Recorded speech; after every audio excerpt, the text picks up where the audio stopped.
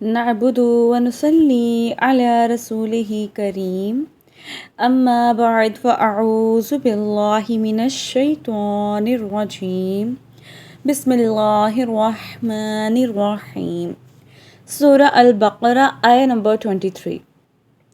وَإِن كُنتُمْ فِي رَيْبٍ مِّمَّا نَزَّلْنَا عَلَىٰ عَبْدِنَا فَأْتُوا بِسُورَةٍ مِّن مِّثْلِهِ وَادْعُوا شُهَدَاءَكُم مِّن دُونِ اللَّهِ إِن كُنتُمْ صَادِقِينَ۔ اور اگر تمہیں کچھ شک ہو اس میں جو ہم نے اپنے ان خاص بندے پر اتارا تو اس جیسی ایک صورت تو لے آؤ اور اللہ کے سوا اپنے سب حمایتوں کو بلا لو اگر تم سچے ہو۔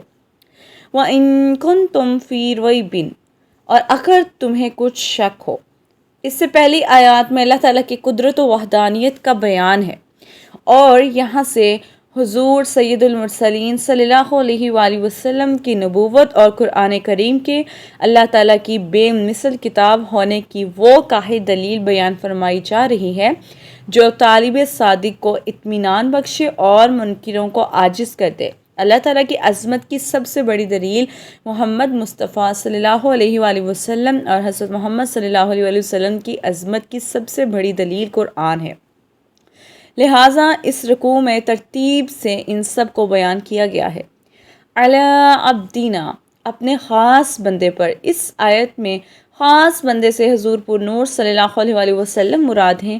یہاں اس انداز تعبیر میں نبی رحمت صلی اللہ علیہ وآلہ وسلم کی شان محبوبیت کی طرف بھی اشارہ ہے۔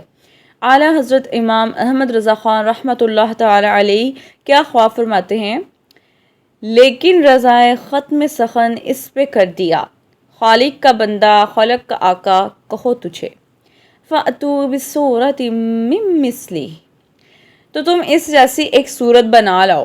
آیت کے اس حصے اور اس کے بعد والی آیت میں قرآن کے بے مثل ہونے پر دو ٹوک الفاظ میں ایک کھلی دلیل دی جا رہی ہے کہ اپنی فصاحت و بلاغت پر ناز کرنے والوں کو یہ چیلنج ہے کہ اگر تم قرآن کو اللہ تعالیٰ کی کتاب نہیں بلکہ کسی انسان کی تصنیف سمجھتے ہو تو چونکہ تم بھی انسان ہو لہٰذا اس جیسی ایک صورت بنا کر لے آؤ جو فصاحت و بلاغت، حسن ترتیب اور غیب کی خبریں دینے اور دیگر امدار میں قرآن پاک کی مثل ہو، اور اگر ایسی کوئی صورت بلکہ آیت تک نہ بنا سکو تو سمجھ لو کہ قرآن اللہ تعالیٰ کی کتاب ہے اور اللہ تعالیٰ کی کتاب کا انکار کرنے والوں کا انجام دوزخ ہے۔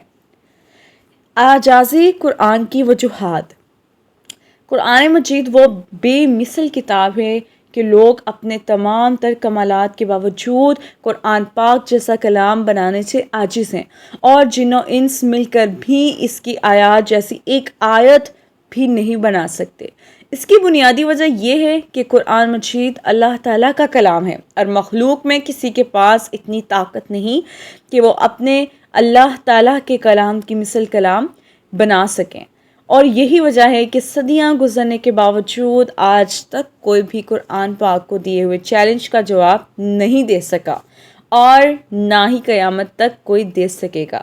قرآن پاک کے بے مثل ہونے کی بہت سی وجوہات ہیں جنہیں علماء مفسرین نے اپنی کتابوں میں بہت شرح و بسط کے ساتھ بیان فرمایا ہے۔ ہم یہاں پر ان میں سے صرف 3 وجوہات بتائیں گے۔ سب سے پہلی، فصاحت و بلاغت۔ عرب کے لوگ فصاحت و بلاغت کے میدان میں شاہسوار تھے، اور ان کی صفوں میں بہت سے ایسے لوگ موجود تھے جو کہ بلاغت کے فن میں اعلیٰ ترین مصنف رکھنے والے، عمدہ الفاظ بولنے والے، چھوٹے اور بڑے جملوں کو بڑی فصاحت سے تیار کرنے والے تھے، اور تھوڑے کلام میں بہترین تصرف کر لیتے تھے۔ اپنی مراد کو بڑے عمدہ انداز میں بیان کرتے، کلام میں فصاحت و بلاغت کے تمام فنون کی رعایت کرتے، اور ایسے ماہر تھے کہ فصاحت و بلاغت کے جس دروازے سے چاہتے داخل ہو جاتے۔ الغرض دنیا میں ہر طرف ان کی فصاحت و بلاغت کا ڈنڈا بالکل عام تھا، ہر بندہ اس کو جانتا تھا۔ لوگ فصاحت و بلاغت میں ان کا مقابلہ کرنے کی تاب نہ رکھتے تھے۔ تلاوت قرآن کی تاثیر۔ قرآن مجید کے بے مثل ہونے کی ایک دلیل یہ بھی ہے کہ اسے پڑھنے اور سننے والا کبھی سیر نہیں ہوتا اور نہ ہی اس سے اکتاتا ہے، بلکہ وہ اس کی جتنی زیادہ تلاوت کرتا ہے اتنی ہی زیادہ شیرینی اور لذت پاتا ہے، اور بار بار اس کی تلاوت کرنے سے اس کی محبت دل میں راسخ ہوتی جاتی ہے، اور اس کے علاوہ کوئی اور کلام اگرچہ وہ کتنی ہی خوبی والا اور کتنے ہی فصیح و بلیغ کیوں نہ ہو، اسے بار بار پڑھنے سے دل اکتا جاتا ہے، اور جب اسے دوبارہ پڑھا جائے تو طبیعت بیزار ہوتی ہے۔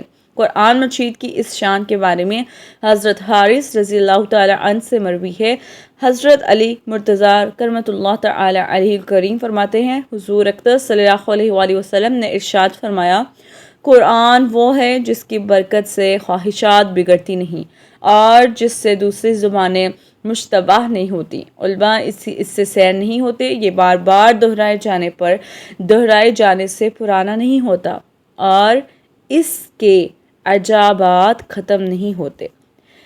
اور تیسری یہ ہے کہ غیب کی خبریں، قرآن پاک میں مستقبل کے متعلق جو خبریں دی گئیں وہ تمام کی تمام پوری ہوئیں۔ مثلاً زمانہ نبوی میں رومیوں کے ایرانیوں پر غالب ہونے کی خبر دی گئی اور وہ 100% پوری ہوئی۔ اللہ رب العزت ہمیں ان سب چیزوں کو سمجھنے کی توفیق عطا فرمائے، آمین ثم آمین۔